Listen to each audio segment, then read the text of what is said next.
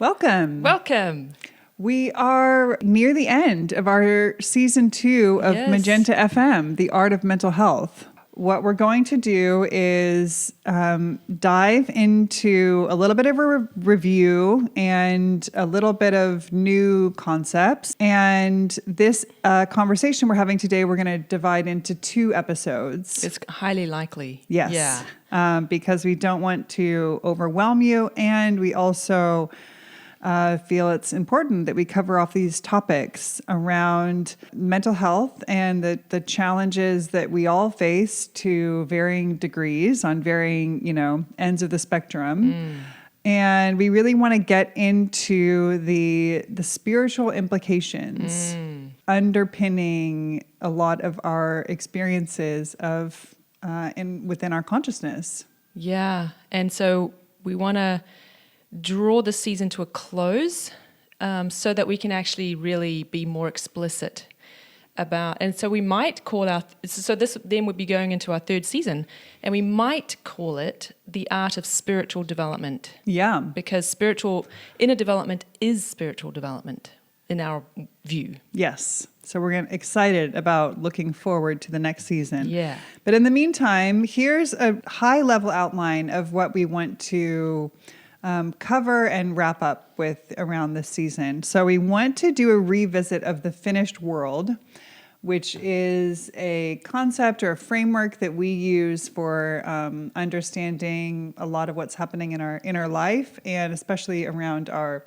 pain and suffering and mental health dilemmas and challenges. So we've talked about this before, but we want to bring it again in a concise and clear way. And then we're going to get into some pushback that we get around this framework, around this approach and way of understanding the inner life. And then we want to answer the question of why is this pushback happening, and what we see as a fundamental difference in viewpoint around consciousness. Yes. Of course, there's going to be pushback when people are coming from very different Points of view or worldviews, basically. Yeah. Yeah. Lastly, we want to touch on the implications of this at a wider scale. The implications culturally, the implications for the healing of our world, and how our own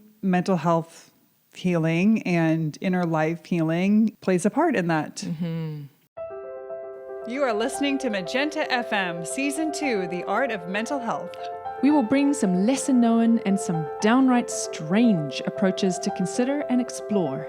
We'll draw from our own experiences with healing and from our work helping others, plus our research into little-known fields of inner development. We'll share tools and practices that help us heal and put the power and agency to heal back in our own hands. This podcast and YouTube show represents the opinions of Rachel and Louisa. The content here should not be taken as medical advice. The content here is for informational purposes only, and because each person is so unique, please consult your healthcare professionals for any medical advice. Let's start with the concept of the finished world. Yeah, and the thesis that we're bringing today, and maybe in this episode and the next episode, we're going to see how this plays out, which is why the finished world creations of our minds is the essence of mental health. Why are we postulating this? Let's get into that.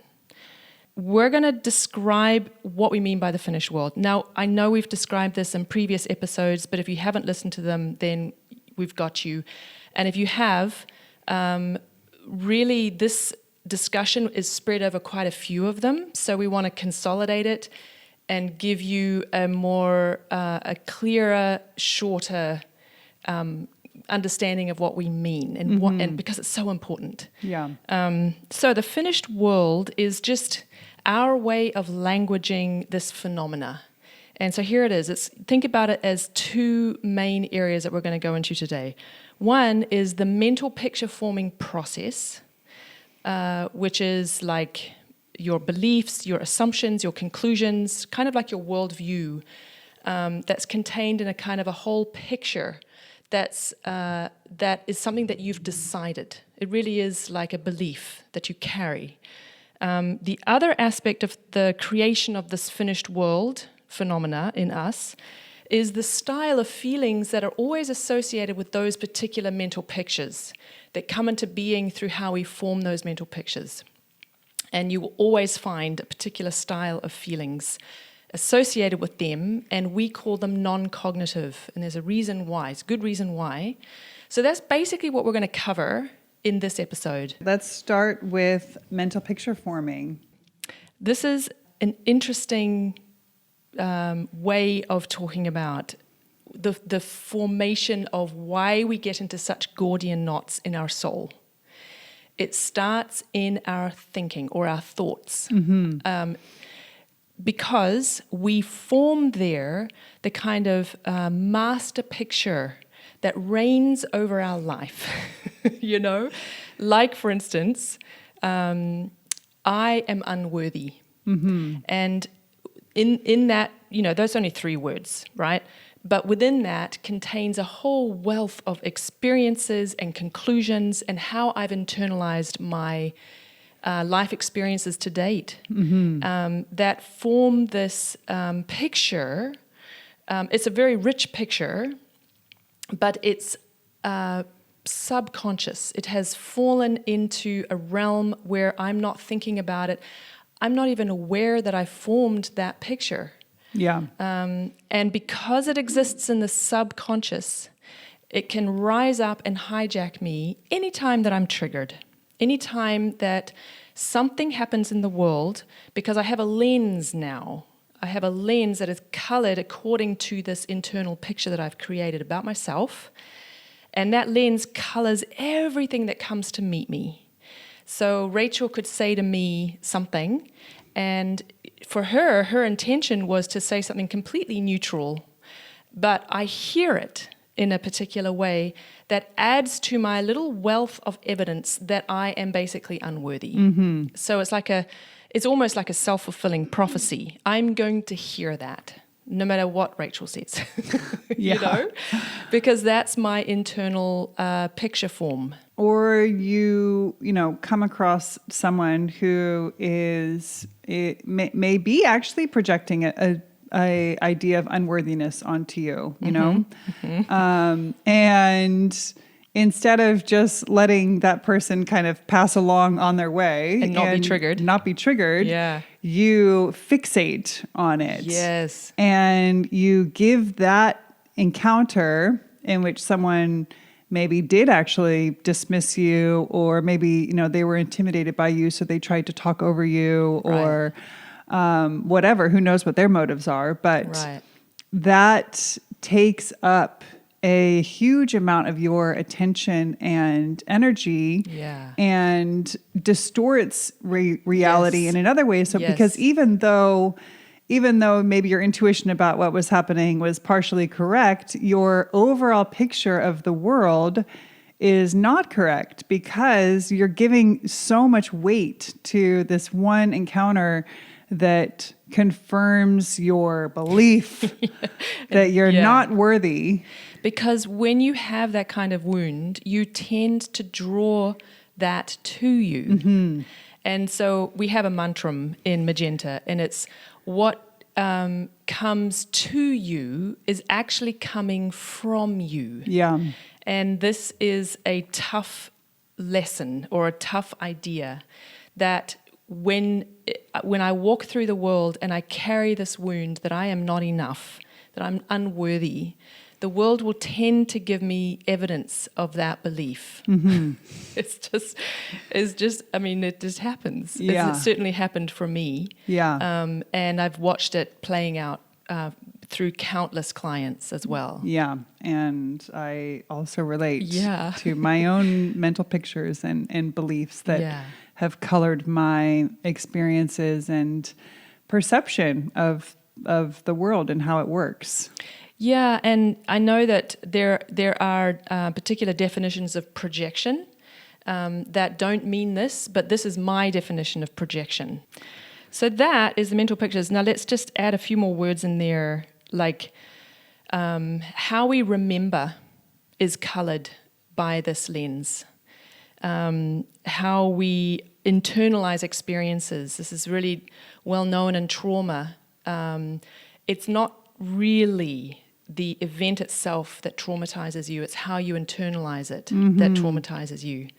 So that's a part of, the forming of these mental pictures, our tendencies that we already have in us from birth. Yeah. Our constitutional tendencies and who we are coming in. Yeah, and what we inherit from Yes. our family and from our ancestors. Oh yes, we've been talking a lot. Rachel and I have been talking a lot about that lately. Yeah, so we'll get into that stuff later into our next season, because this is really rich field of discovery, epigenetics.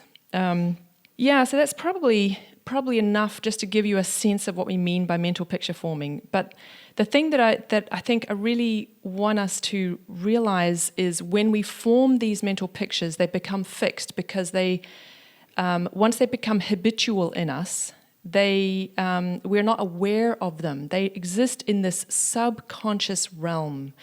And when they're there, they become compulsive. Mm-hmm. And this compulsive nature means that we believe no matter what.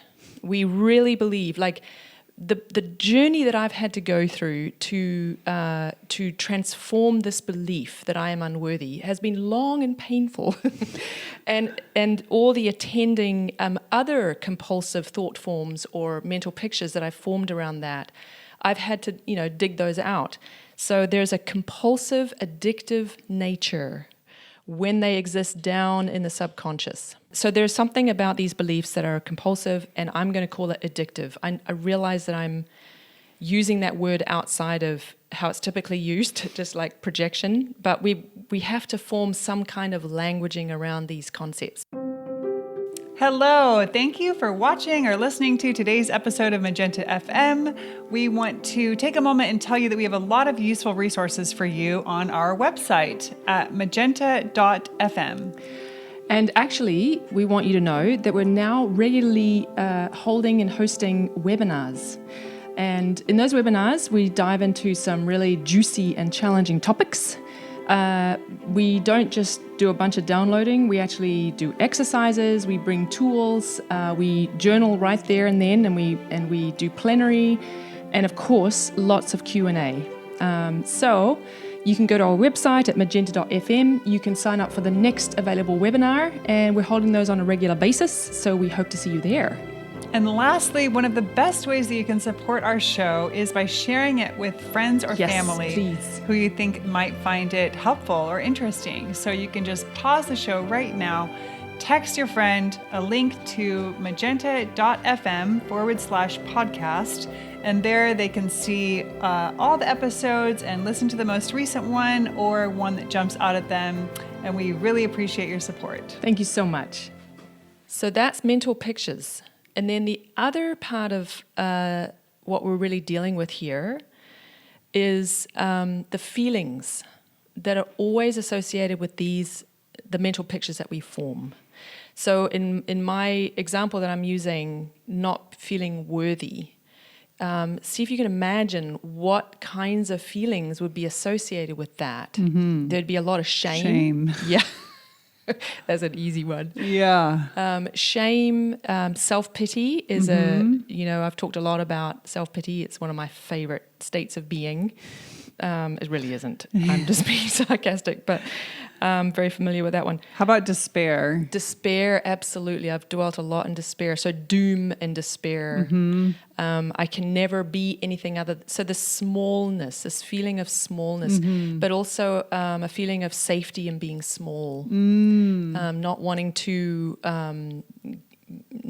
speak out, not wanting to use my voice, feeling very silent because I'm too afraid. So fear. Lot of fear, yeah. This is a style of feeling. We went into this a lot in actually season 1, but that was more in the context of relationships. So we really wanted to revisit it. Yeah, in the context of mental health. Yeah, just your own inner experience of the feelings that hook us. Yes. And take over and overwhelm us and feel like there's nothing we can do but, wait it out or sleep on it and Right, and wake up. Yeah. Hope that Yeah. it's dissipated in the morning. Yeah, or that we feel better. Mm-hmm. So they overtake us. We have some agency when it comes to what we choose to think. It's easier to think something else. It's impossible to feel something else. Like just try and feel peace and calm and equanimity when you're in a rage. Yeah. You just can't do it. I used to try different techniques. Like I remember learning in yoga about lion's breath. And so I would feel, anger or rage coming on. And I would try using this lion's breath technique What's that where like? you open, I'm not going to do it on the camera, Okay. but you open your mouth really big and stick your tongue out and you have this really push as much air out as you can out of your mouth. And it's supposed to help with anger, but it did not help No, with it my didn't help. anger. Right. Interesting. Yeah, but I used to Google, what can I do to change? Is there an acupressure point? There are ways you can help yourself as you wait for the feelings to subside. And you can go into self-talk and try to change your thoughts that you're having, which can lead to new feelings. Or go for a walk and give yourself, some patience and space. Or self-empathy, compassion. Yeah. Yep. Yeah, but it's basically impossible. Right. Yeah. Unless you start intervening in your thinking. Yes. Yeah. So this is just a phenomena we can observe in the feeling life. Yeah. That we have very little control over what arises within us and just hijacks us. Yeah. With some trigger that happens or Yeah. some memory that triggers us or something. So that's the reality of feelings. And if you are on the complete opposite end of the spectrum and you believe yourself to be pretty numb, or you are numb to how you feel, like you have suppressed for so long and as a coping mechanism that you don't even know what you feel anymore. Yeah. Because you're basically afraid of the storms that are there that have been suppressed for a long time. I think that's why we do it. We suppress because we're afraid of the truth. Yeah. And how we feel, and that it will destroy our lives or destroy whatever's around us. Yeah. Like if you learn from your caretaker that they can't handle any emotions or feelings, Right. then you're the belief that starts to form is something along the lines of, if I share my feelings, the world around me could implode because as a child, your caretaker is like your world. Yes, and that's what they believe. Yeah. So that they're afraid that they will have a nervous breakdown. Yeah. If they were to let rip or allow what they truly feel to come forth. Yeah. And they got kids. They can't do that. Yeah. So there's no judgment in any of this. There's a tremendous amount of compassion because feelings are they can feel wildly out of control. Yeah. And so painful. And so shame is one. Just a digression. Sorry. Shame is a particularly interesting feeling because I think that with shame, there's a moment there, and this is why we're so afraid of it and why we often use other feelings like anger to mask our true feelings of shame. Like anger is easier to deal with than shame. But I think one of the reasons is because when we are ashamed, we cannot receive love. We are completely shut off from any source of love. We can no longer access it in our heart. And so that's, I think, why it's such a horrifically difficult experience, and no wonder we suppress. Yeah. There's something about shutting us off from our higher sources that shame represents. And there's much more to say about that because there are particular crimes against humanity that are used for that very purpose. Anyway, so the thing about feelings is not only are they impossible for us to change on a dime, they are also addictive in nature. So and again, this is my expanded definition of addiction.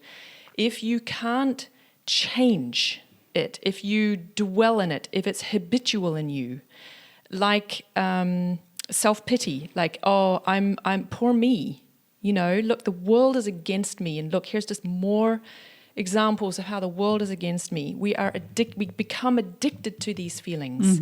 As my teacher Dennis Klochek used to say, we are in love with our wounds. And I can totally, yes, this is my experience of how hard it is to stop going there. Yeah. And we can't. And let's just be honest, you can't unless you have a way out, which is what Magenta is all about. Yeah. Because we had to learn it the hard way, but we aim to make it easier for, other people. Yes. So now we have a double whammy. We have addictive mental picture forming processes that become addictive, and we have addictive feelings. Let me just say one more thing about the feelings. We call them non-cognitive. These style of addictive feelings. Not all feelings are addictive or non-cognitive in this way. And here's the difference. A non-cognitive feeling is one that is essentially self-absorbed, self-facing, and it is also self-reinforcing. So once you get into that cycle of anger or self-pity, it's really hard to break free, and it reinforces it. It's a closed feedback loop. That's the nature. And the reason why we call it non-cognitive, because it's not telling you anything that helps you. It basically is destructive. Yeah. And it can't tell you anything about the world. It can't tell you anything about your own inner condition other than reinforcing itself and being your inner condition. Yeah. So, and the reason why we choose cognitive and non-cognitive is because this is really important part of the nature of feelings, the potential nature in feelings. If we choose to work with them and transform them instead of just either denying them or acting out of them. Yeah. And so non-cognitive feelings, anger, shame, bitterness, self-pity, despair, fear, terror, annihilation, numbness. That's pretty good list. Get the idea? But a cognitive feeling is one that is more outward facing, and it's more in dialogue with the world. So reverence is my number one example of that, because when you look at the world from a place of reverence, you are open to the world. You are, as long as the reverence isn't self. So another word that we use with non-cognitive feelings is they are in essence self-feeling. We're feeling ourselves when we're angry because they're a closed loop. They're egoic. They're self-focused, and there's a self-feeling quality to them. So if you're looking out in the world and you truly are watching this hummingbird, we have hummingbirds here. We don't have hummingbirds in New Zealand, so I'm still just in awe of those amazing tiny little birds. And you look at them and you feel this feeling of reverence for this bird, and you're curious and you're observing it, and your presence is there with the bird. You're not absent, right? So there's this cognitive, and you can notice things, you can see things, you're having a dialogue with the world. That's why we call them cognitive. So when we work in Magenta, when we work with the feelings, we work on cultivating cognitive feelings as a place where we can intervene in the non-cognitive feelings. We've got to get to know this feeling terrain and work with it. So basically strengthening our connection, our familiarity, and our receptivity and engagement with cognitive feelings, with feelings such as peace and gratitude and awe and calm. Yes. Yeah, and rest. Yeah. And equanimity. So it's common to think about wanting to, dispel uncomfortable feelings. But I think there's less attention paid toward actually consciously cultivating cognitive feelings. And this doesn't have to be done by suppressing uncomfortable feelings. It's really important. Yeah. Yeah, so this addictive quality of the feelings really is what cements the mental picture in our subconscious. Like, if you believe that you have something to be ashamed of and you are ashamed, just try to believe something else. You can't. If you're flooded with shame, you absolutely you're red in the believe, face, or your gut is clenched, or maybe your throat or your heart. You know, you have the whole sensation of the feeling. Like you're saying, you believe that you should be ashamed you're utterly in the convinced. circumstance. Then how are you going to shift out of that? You won't. That's the bottom line. So couple the mental pictures with the attending non-cognitive feelings, and you have a very, very addictive cycle of self-reinforcing beliefs and feelings and beliefs and feelings. So that's what we're up against. Now, this is what we call the finished world. Yes. So those two dilemmas that we're dealing with are at the finished world. And the finished world becomes very locked in. And that's where we have to intervene. Otherwise, we remain stuck in this finished world, and we don't even know that that's where we're stuck. Because again, this is all on the subconscious level. Yeah. It didn't necessarily start in the subconscious level. The accumulation of experiences fall into this realm, and the trick is, or the practice. It is a practice. It's not a trick, because this is not something that you can solve through concepts alone.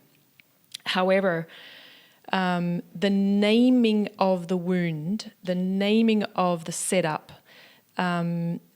requires that we untangle the Gordian knot that the finished world now is within us. And how are we going to do that when it's subconscious? We're not conscious there. It's a total blind spot, you know, and the only indications that we have are symptomatic. Yeah. That's it. But, you know, we all know cause and effect are far apart in space and time. Like, we may be triggered by something, and we just, you know, when we do the investigation in the ways that you and I really are teaching, we may discover that the actual cause, this Gordian knot, is so far apart from that particular trigger that there's no way we could have made that leap. There's a lot of untangling that has to, you know, take place. Yeah. And once we start to get a handle on this finished world and start to untangle it, notice it, get familiar with the various aspects of it and how they all bundle together for like this perfect little storm that rises up in you. Yeah. Then you have you can start to have a little bit more agency of, you know, noticing it or witnessing it. Yeah. Last night, my husband and I were processing a conversation that we had and some decisions that we had to make together. And we were not in 100%, you know, we had our unique perspectives. It's a nice way to put it. Exactly. So there was a few perspectives that he shared that totally triggered my beliefs, my finished world about my perspective on this doesn't really matter to him. And I'm just alone in this. And then the attending feelings came up, and I could see it happening enough to name it and be like, okay, I see that I'm triggered here, and I'm feeling angry and wanting to, you know, push you away because I'm distrusting and I feel like I'm alone and I have to hold this decision and this burden by myself. And he said something very sweet. He was like, I see you battling with it. I see you like you don't want that to win. I can see it, you know, because I was sort of pausing and like looking at the ground and taking a moment and saying like, okay, I see this feeling. And I know I'm just latching on to these few perspectives of his, and it's distorting my perception of the entire situation and the reality of our partnership and our work as a team. Yep.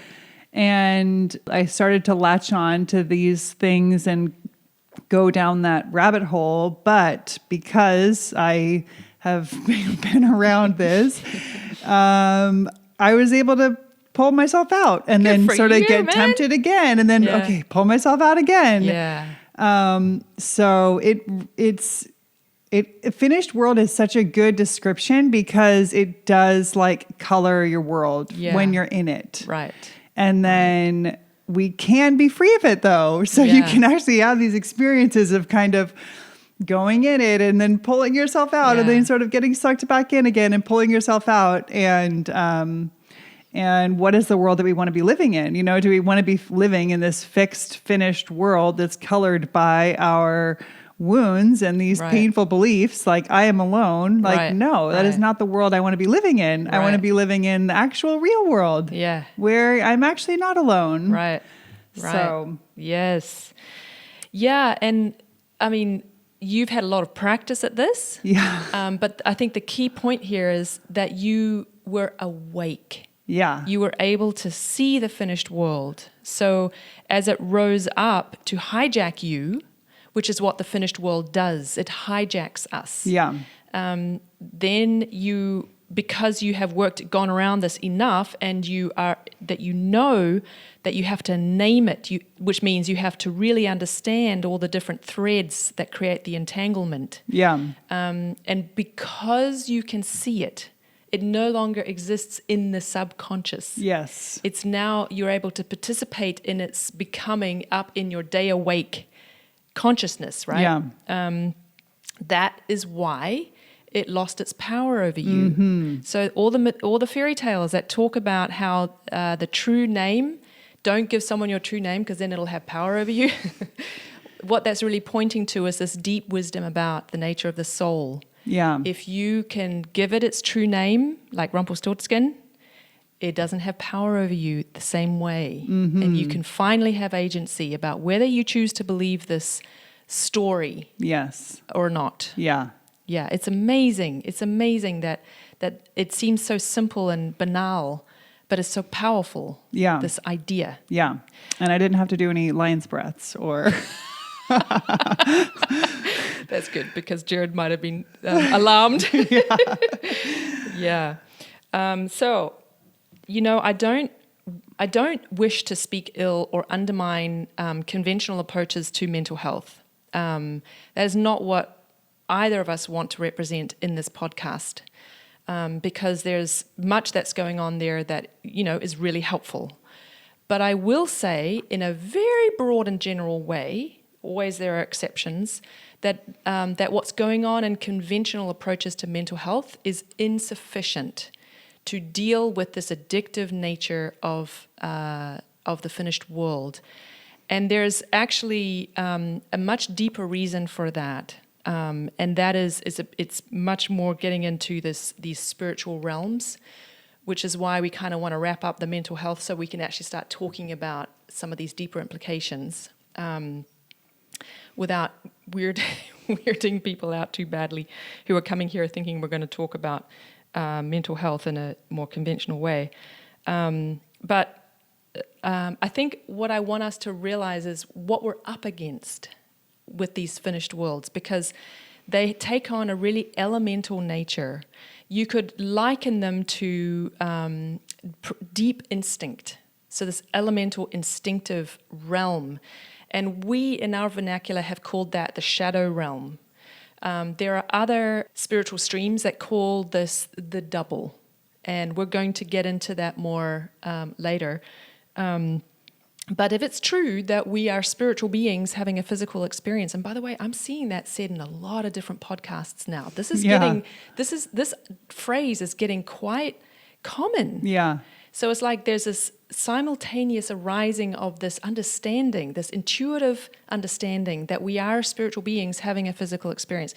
Well, then let's talk about our spiritual nature. Mm-hmm. And so there's, as we often talk about, there's the dark and the light. There's the shadow and the higher self. What we're really dealing with is these symptoms of mental health that we really struggle with. These are spiritual in nature because of the forces that are actually playing out in this finished world situation. So I kind of want to say that because for those people who are listening to this who have done a lot of things, they may have done all the things, the therapy, the modalities, the alternative modalities, and they're still like bent around this pole, and they're like, what can I do? How am I going to heal? I just want you to understand that you're up against spiritual forces here. However, you have been given the potential to do this in your higher self. And this is a part of what we do in Magenta, is help you build that muscle so that you can take this on and heal. Yeah. You have it in you already. You just need some tools, a good digging fork for your garden of your soul. And the strength training. Yes. Going you need to the gym. Yeah. Building the soul muscles. Yeah. And you need accountability, and you need support. You need a community who are doing this too. And you need a path. Like, how is this done? How is this done? So maybe one way to characterize this is much of what we struggle with, specifically in this finished world realm, is really about diseases of consciousness. Now, of course, there are times when the physical body, as the apparatus of consciousness, as the vessel for consciousness, is damaged or sick in some way, in which case consciousness is going to be distorted. So when you're thinking about or talking about mental health or mental illness, there is that possibility. Well, so, when you exercise, I mean, lately I've been doing Pilates, and oh my God, it's so good. I feel so much more energy. I feel so much better, right? But also when you eat really well, it makes a big difference to how you feel, which makes a big difference to whether you're going to go into non-cognitive feeling addiction or whether you're going to be able to rise out of that into something else, right? So obviously the body, the physical, the health and well-being of your physical body is an important part of the implications in the state of your mental health. So we can't overemphasize how important that is, right? But there's one more thing we have talked about it before, but it really is worth mentioning again, and that is what you nourish yourself with in terms of the pictures that you take in from the world around you. Like, what kind of TV programs are you watching? What kind of movies? What are you absorbing from social media and any kind of media in the world? Is that nourishing you? Is it good for you, right? I really feel a difference when I watch TV, how I feel the next day, and how easy it is for me to get caught up in finished world stuff the next morning kind of thing. And the kinds of qualities of interactions and the way that you are, or what you put yourself into in the world. These all have, nourish your soul is what I'm saying, That's really important too. I think what we want to emphasize is that the nature of this finished world is spiritual in nature. And that's why we're drawing, this whole season to a close, though I know we're going to have one more episode, where we dive into some more implications. At any rate, on the one hand, you're up against this finished world that's very, very addictive and really difficult. But there's more to this than just, there's more to your spiritual capacities and potentials than getting yourself into a tangled knot. Yes. And so can you say more to that? Yeah. So just as, we are spiritual beings having a physical experience, as you said, we are given spiritual capacities in a form that we can strengthen, and they're there in potential for us. They're there in waiting, but we have to choose to engage. We have to engage with that aspect of ourselves, which is a hard choice to make in a world with, great temptation and so many wounds that we're born into in our, all of us collectively. Yeah. Our individual biographies, as well as just the collective pain of the world that we Yeah. have come into, So it's really easy to go into our finished world, our fixed beliefs about things, and think that, things are just always this way or they're never this way, and have these, it's so easy to go there. Yeah. It's very Um, comfortable. And it may not be as easy to strengthen our connection to the part of us that sees beyond that, the part of us that's upstream from that, Yeah. that can see the truth. But that is there in potential. And that's such a, missing piece, that if you don't actually know that there's a part of you that's not broken, that's not this habit, that's not this Finished tendency, world, yeah. exactly, then you may feel a bit hopeless. Yeah. Yeah, but there is a part of you that is not broken. Yeah. And that is what can be called forth. Now, our language, we call that strengthening the light. And by light, we mean this spiritual nature, this spiritual potential in you. However, the challenge is, like you were saying, the physical body is given to us, but connecting to our higher nature is not given to us. That's up to us. The gods have stepped back and said, all right, what are you going to choose? Humanity. Yes. What are you going to choose, individual human being? Are you going to be comfortable in your finished world, because that's where you identify? Or are you going to take responsibility for that finished world and the entanglements, and do something with it? And turn that into, alchemize it.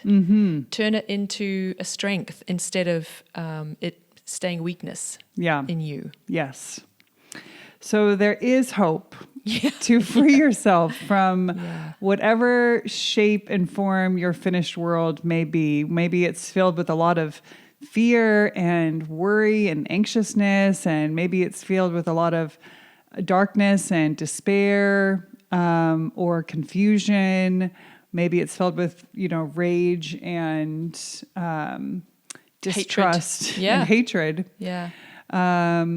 Whatever it may be, there is a part of you that can see a wider view of your potential and what is possible. Yeah, and you can build a bridge, but you're going to have to get into practices to do that. Just like if you want to be fit. Yeah. You got to go to the gym or, start exercising. Yeah. It's not going to happen just because you want it. Yes. Unfortunately, it's not going to happen just from listening to this podcast episode. No, unfortunately.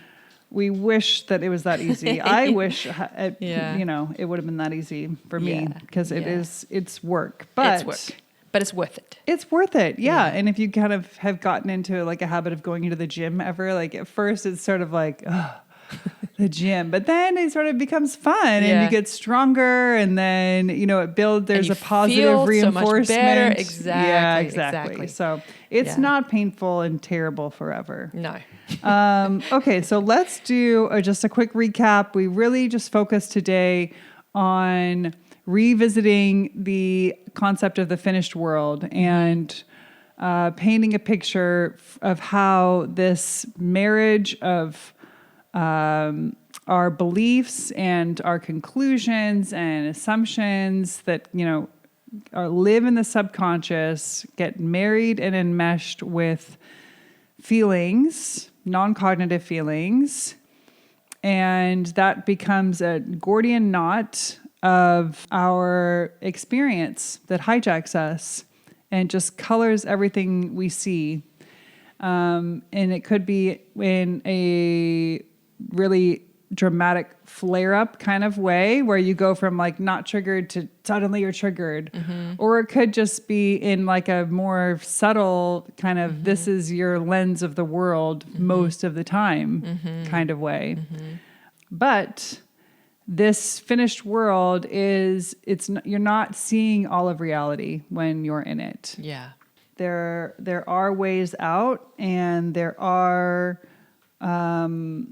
there are ways of strengthening our connection to the light of our consciousness. And that's really what we're going to get into next week, is really thinking about and diving into consciousness. Yeah. How it is actually possible to change these finished worlds, and how the mainstream understanding and concept of consciousness is limiting the potential for healing. For sure, for sure. And that's why we're putting so much effort into bringing a different worldview about the nature of the human being. Because without it, our approaches are going to continue to be insufficient to deal with the true nature of what we're up against. Because the finished world doesn't just express itself within us. It is fractal in nature, which means that we can see the same phenomena playing out en masse. So we have to get to know the nature of what we're up against if we wish to create a different future than the one we're heading toward. Yes. So that's, this is big stuff. Yeah. But we're going to talk about it next time more. Yeah. Yeah. And in the meantime, please visit our website and sign up for our email list. Yes. So you can get one of our weekly newsletters. We are sending out great content there. We just sent a link to a really interesting interview that we did with someone else's podcast all about stress. We've got some more freebies and goodies coming later in the summer. So it's magenta.fm is the website, and please join the email list. We won't spam you or anything terrible like that. No, nothing like that. And also share this podcast with friends and family. Share the love. We would love to grow our audience and bring these ideas to more people. And give us feedback. If you have any questions or if you really disagree, we'd love to hear it. Yes. That would be so fun. Okay, well, we'll finish this conversation next time. All right. See you next time.